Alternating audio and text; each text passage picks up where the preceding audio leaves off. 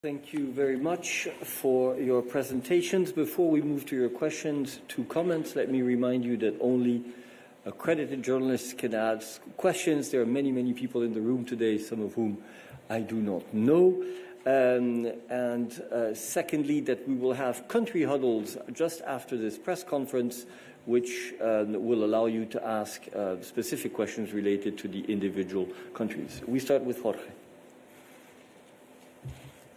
Thank you very much.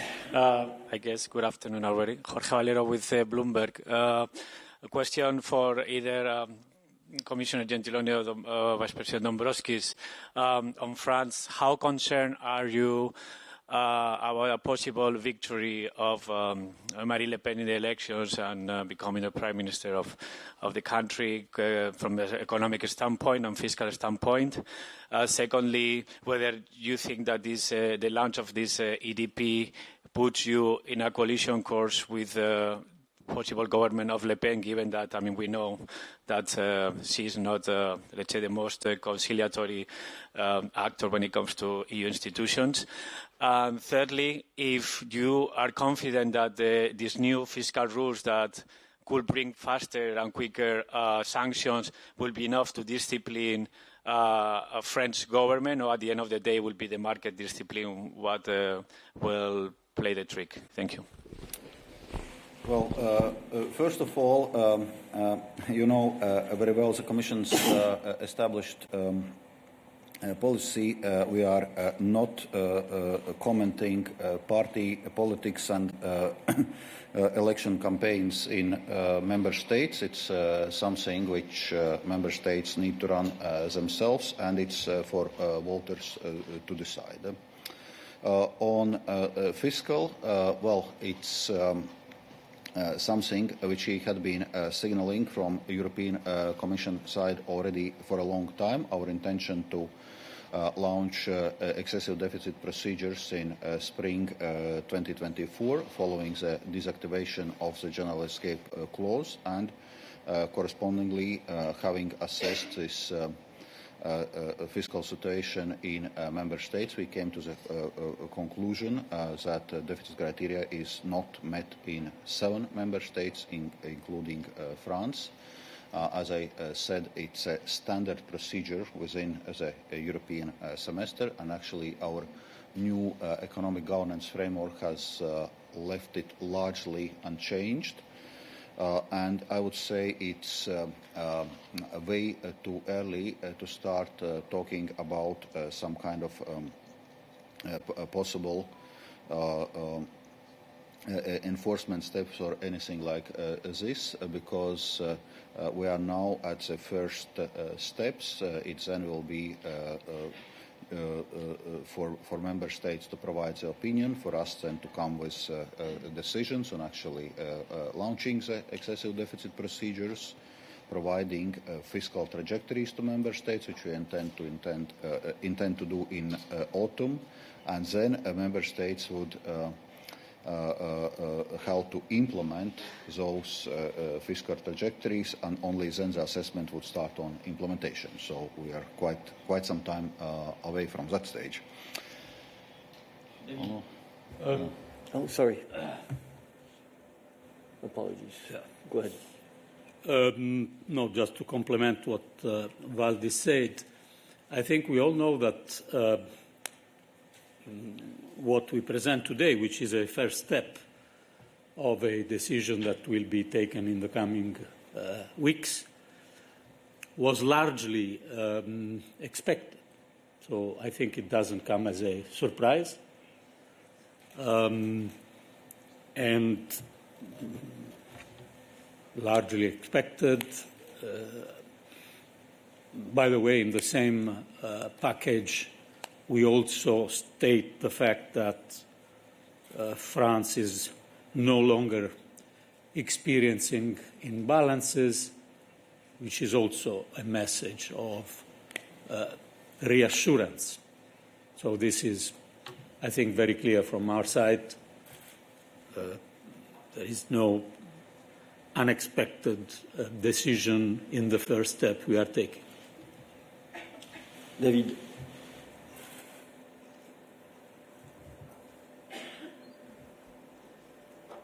If I can ask you to present yourself just Yes, of course. so that everybody knows who is there.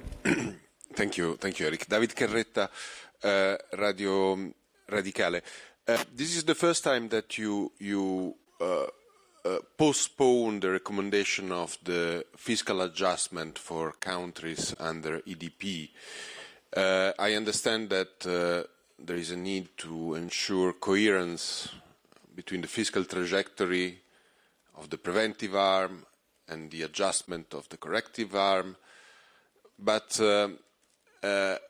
basically, since you are going to tell the member state under closed door in 2 days' time what they have to do in both cases, why are you not say to the public opinion what is the expectation you have on national fiscal policy?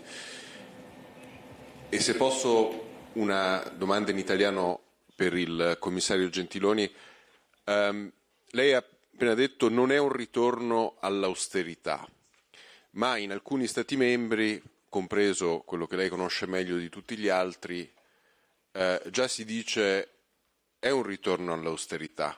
Le faccio un esempio. Il Ministro per la Difesa ha detto noi non possiamo permetterci di spendere 3 miliardi di euro l'anno per l'Ucraina perché ci sono le nuove regole di bilancio.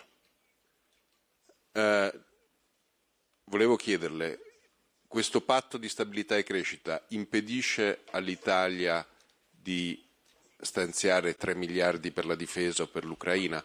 E qual è lo sforzo fiscale che secondo lei sarà adeguato per rispettare le regole? Grazie.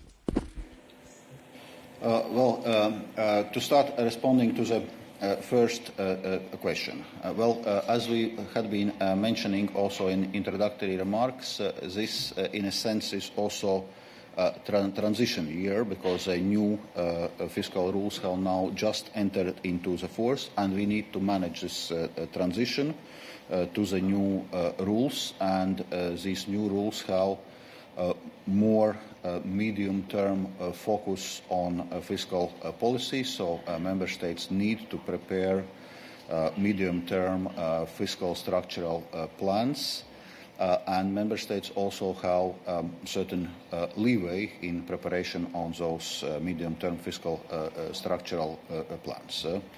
Therefore, according to the new framework, indeed the technical trajectories will be proposing to member states or presenting to member states. They are not being published so that the discussions can take also between the Commission and member states in preparation on their fiscal plans. And basically we were reflecting how to fit also our excessive deficit procedures within this overall framework, and that's why we proposed that these trajectories are going to be presented in autumn European semester cycle, and in any case member states experiencing excessive imbalances will have to respect the minimum adjustment requirement of 0.5% of GDP while excessive deficit is present, or the requirement which brings a country below 3% of budget deficit and also addresses debt sustainability challenges in due course. Yes, a short sentence in English, and then, if I may, I will answer in Italian to your question, David Carretta. I think we should have clear, at least I hope, the fact that the work on designing this midterm plan that will take place in the coming months is a serious activity. It's not all done with the trajectories that the Commission will provide. We call them reference trajectory exactly for this reason, to give member states the room of maneuver to have their own plans and to discuss them with the Commission. It's something completely new, interesting to, I think, to consider, and which will take a lot of effort from our services and from different member states in the coming period. So it's not everything already decided, but we keep this among us. There are, of course, some benchmarks which are clear. First, Valdis was remembering the 0.5% for countries in EDP. Everybody knows this, etc. Coming to your question in Italian, Davide, io credo che non dobbiamo confondere la cautela nella spesa con l'austerità. La cautela nella spesa è necessaria per paesi ad alto debito e con un deficit molto alto. L'Italia ha un deficit superiore al 7% e un debito superiore al 135%. E quindi la cautela è d'obbligo e mi pare che il governo italiano ne sia consapevole. Contemporaneamente un paese come l'Italia, sempre per restare a questo esempio, ma non è l'unico, ha un volume di fuoco possibile di investimenti senza precedenti, in larga parte messo a disposizione da risorse comuni europee. E non possiamo rassegnarci al paradosso che da una parte diciamo che c'è il ritorno all'austerità e dall'altra parte facciamo fatica a mettere a terra le ingenti risorse di cui abbiamo bisogno.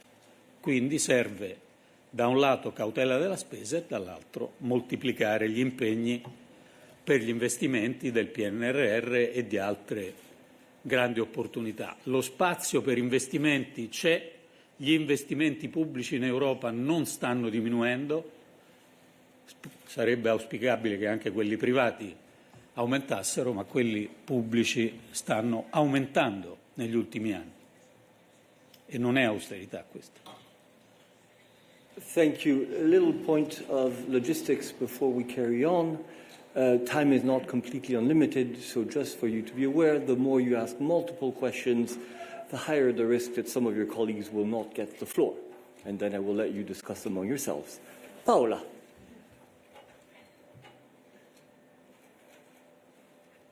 Thank you very much, Paola for the Financial Times. I have a question regarding what happens to countries in EDP.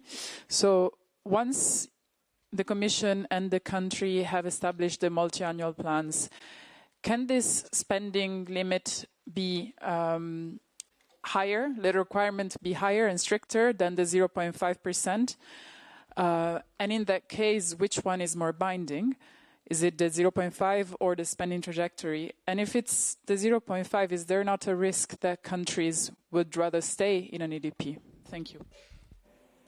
I think you already halfway responded to your own question.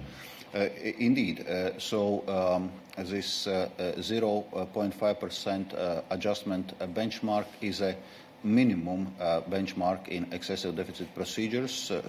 Indeed, if correction of the excessive deficit requires higher adjustment, higher than 0.5% of GDP, in this case, a recommendation will be for this higher adjustment.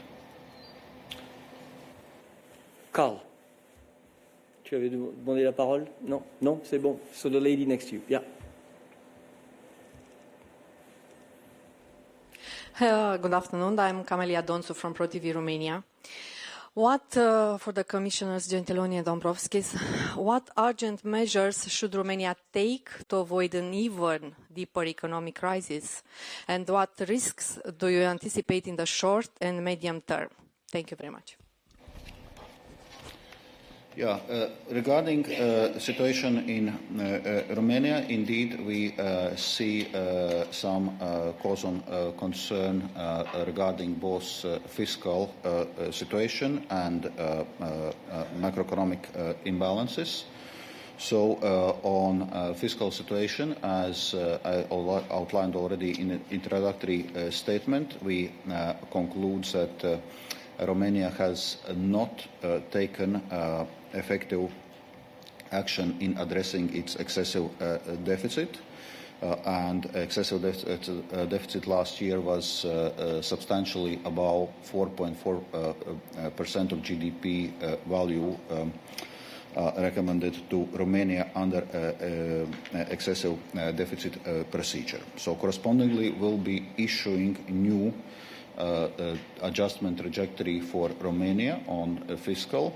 However, the Commission does not intend to propose suspension of commitments or payments of EU funds after the Council would adopt this decision, given the fact that this absence of effective action was taking in place while the general escape clause was still activated. And then on macroeconomic imbalances side, indeed Romania has been now, we conclude that Romania is experiencing excessive imbalances, which are related to high current account deficits, and which is also mainly driven by large and increasing general government deficits. And also we see a disconnect between wage growth and productivity growth, which could undermine cost competitiveness due to strong price dynamics. Thank you. Thank you. Mark?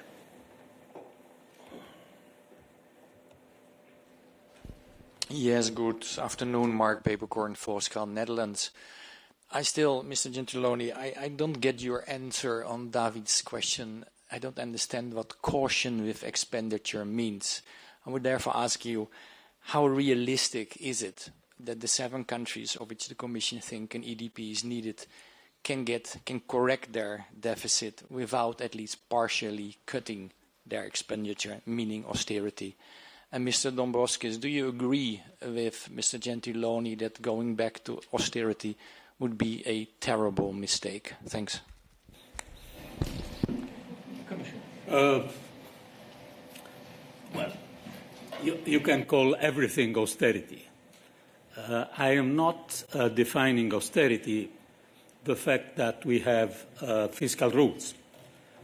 Indeed, we had a long period, almost 4 years, of de facto suspension of large part of our fiscal rules, but we can't imagine the European Union, and especially the euro area, without common rules. So the fact that we have rules is not something meaning that we are working for austerity. If austerity means tightening in a recession period, which happened many years ago, and I think which we should not repeat. We have large possibility to keep high the level of investment needed to address the challenges that we are facing. Are we confident that we can agree with member states a path of adjustment? I am fully confident. I think that the rules that we designed, despite some complication, are realistic. The fact that it is to member states to identify their own path of adjustment and to discuss it with the Commission, these are good bases to make this new framework implementable. Thank you. Sorry, apologies. Yes. Yeah, well, on this broader question, when we were discussing the new EU fiscal rules, we had to strike this careful balance so that the new fiscal rules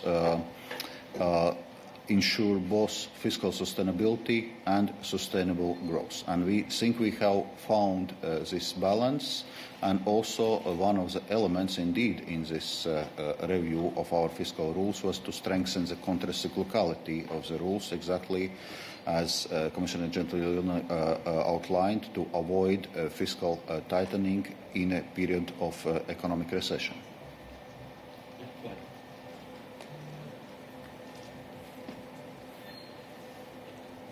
Janusz Bahaman from Table Media. I have a question for Commissioner Gentiloni. I mean, if we call it austerity or not, basically it's fiscal consolidation in the excessive deficit procedure, quite a substantial one. And there is quite a lot of scientific evidence that fiscal consolidations lead to a higher vote share for the extreme right. Aren't you afraid that now, after we had a record showing for the extreme right in the European elections, that this move of putting several important member states into an excessive deficit procedure will only increase the vote share of the extreme right? Deficits in France. Well, in my view, names are important, but I accept your point that you can call it as you want. But names are important, also because there is then a history, also in the European Union. Well, I don't know if I can enter in your political scheme, but look to what happened in the recent elections. If the theory is less expenditure, stronger extremes, well, we are not coming from a period of less expenditure. So extremes, in a certain sense, were not weak in the last elections after a period of very high expenditure. So I cannot enter more in this, but the theory is not completely proved, in my view. Susanna. Thank you very much. Susana Freixas, SIC Expresso, Portugal. Yes. Okay. Yeah. Not used to microphones, sorry. Okay. So for the first time, if my memory is correct, for the first time in more than 10 years, Portugal is no longer experience imbalances. Not sure if you have a different starting point for these imbalances that, if I remember correctly, they were excessive. Now they are not longer there. So I would like to understand what is the trigger year. Is it because Portugal, for the first time, the Portuguese debt is under 100%? Because if I'm also remembering, the debt is still quite high. And also I'd like to understand what are the risks here, and the recommendations that you give to this new government, taking into account that it's also taking new measures that might increase the deficit. Thank you.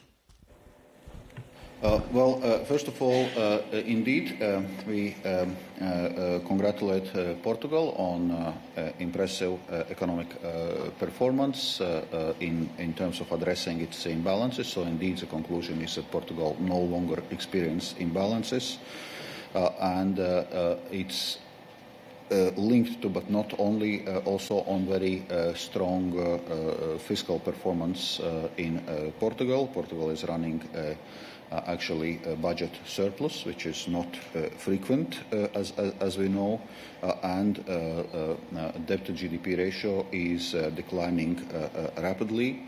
So next year we forecast already 91.5% of GDP public debt, where its starting positions was well over 100% of GDP. So correspondingly, we see that the current fiscal and economic performance of Portugal allows to conclude that there are no imbalances. This is, I would say, a qualitative overall assessment, so it cannot just pin down to one factor. Obviously, rapidly declining public debt is one of the factors, but that's not the only factors. Well, in terms of country-specific recommendations for Portugal, as regards reform and investment agenda, one important issue is to work on implementation of recovery and resilience plans, and also, in a sense, to accelerate the implementation of this plan to address some of the delays which are being experienced. Thank you. Jade.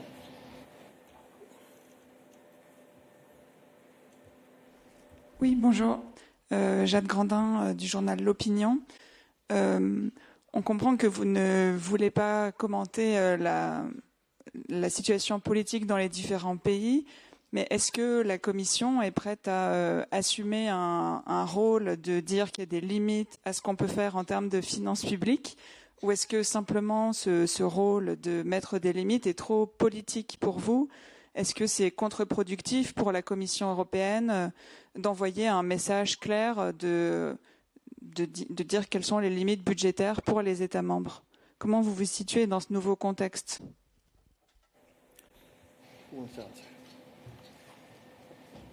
Mais on est en train de prendre un premier pas d'une décision qui est exactement une décision qui a à faire avec le fait qu'on indique des limites, qui sont des limites établies par les règles européennes. Elles ne sont pas établies par Valdis and me. Et puis, on va discuter avec les autorités françaises de la manière dans laquelle cette procédure de déficit excessif peut rentrer dans les années qui viennent. Alors, on ne doit absolument pas dramatiser ça, mais les limites sont claires de nos côtés et on discutera dans les prochains mois comment le plan de moyen terme pourra les aborder. Maria.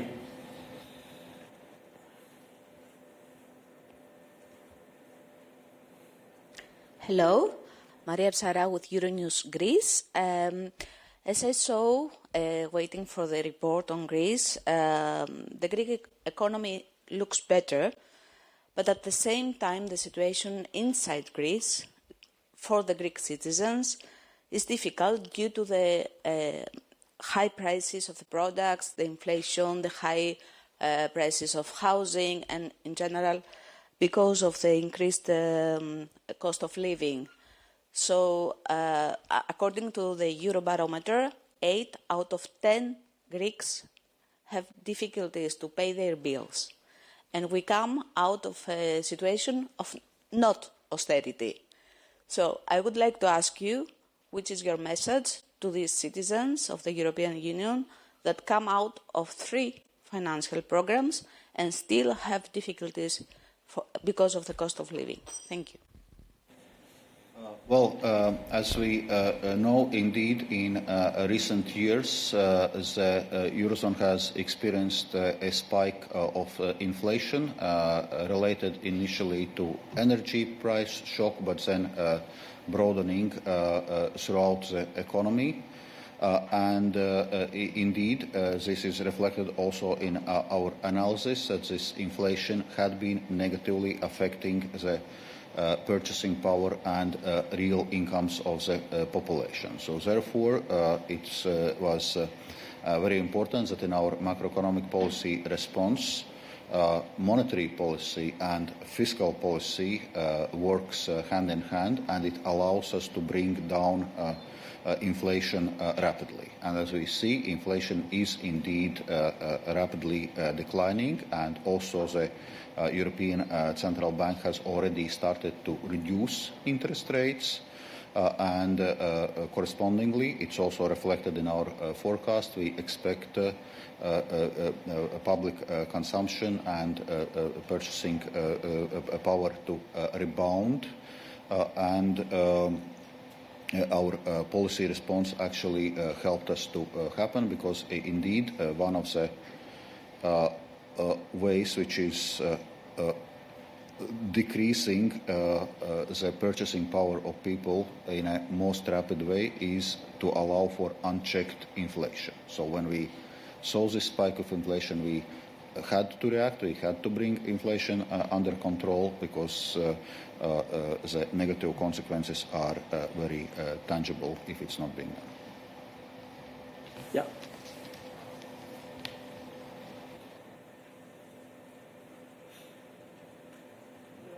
Wait, you need to wait until it's red. Seems to be an issue. Press again.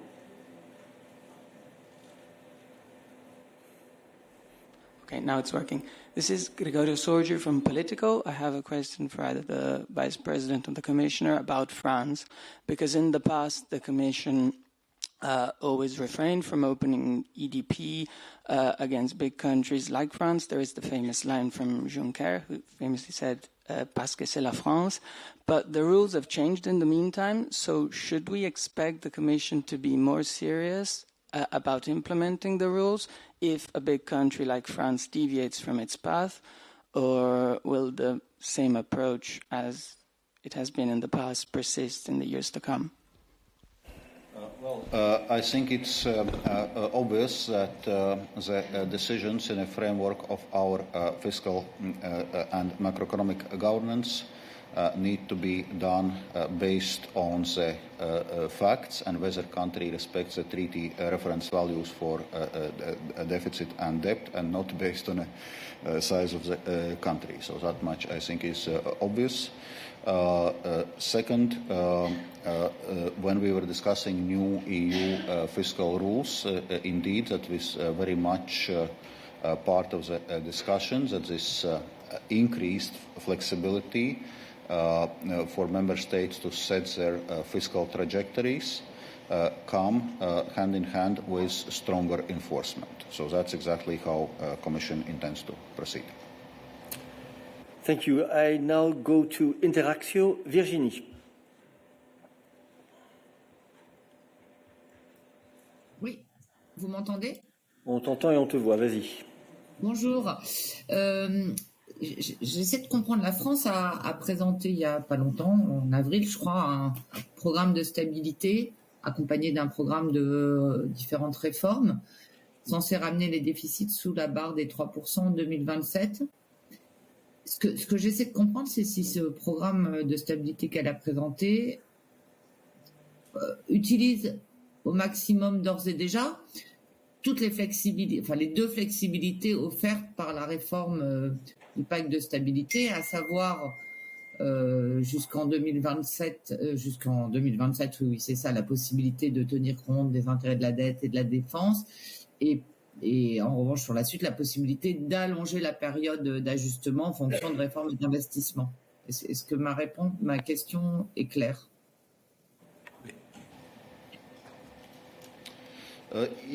First, on the factual basis for opening excessive deficit procedure, if we look at the trend in budget deficit in France. So last year it was 5.5% deficit. This year the Commission, here I'm referring to Commission spring forecast, this year it's 5.3%, next year it's 5.0%. So we see that it's well above 3% of GDP of treaty reference value. That was the reasoning why France is among 7 countries which is experiencing those excessive deficit. So now on the next steps on the questions you raised on will be now in intensive engagement with authorities of the member states where we currently conclude that the deficit criteria is not being respected, including France. Will be presenting all member states as I was outlining also the fiscal trajectories. We will be having discussions on also the reforms and investments which member states are going to implement, and all this will be reflected on the final decisions on the fiscal trajectory, and will work that ideally it should be reflected already in a member states' own fiscal structural plans. Oui, Jenny.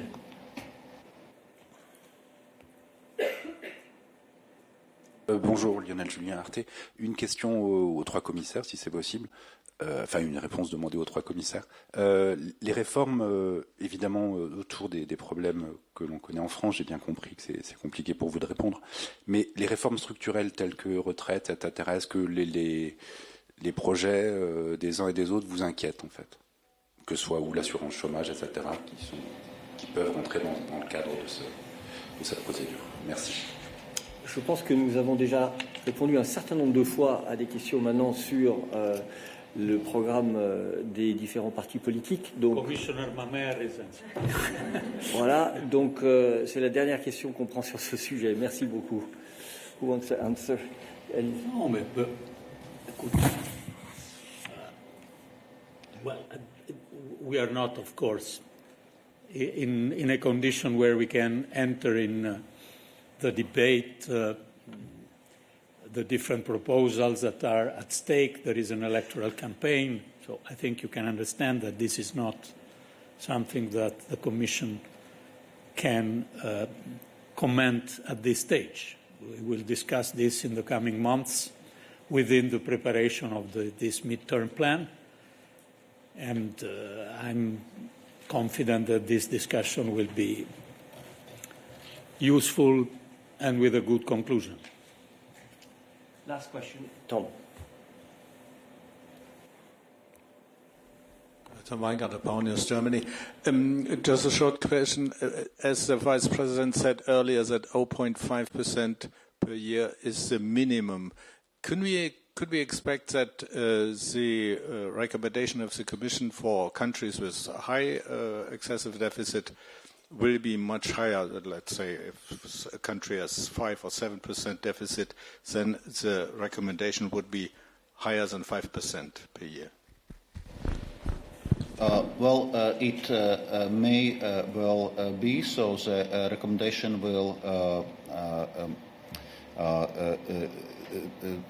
be consistent with the need to address fiscal sustainability challenges countries are facing. We are not in this stage in a position to discuss any specific numbers, but indeed, if a situation will require so, it may be above this 0.5% minimum benchmark. Thank you very much. This brings us to the end of this press conference. There are now country huddles, and I'd like to point to you to the documents which have all been published on the Commission's page. We have posted the link here in the chat on Interactio and also in our WhatsApp group. Thank you very much.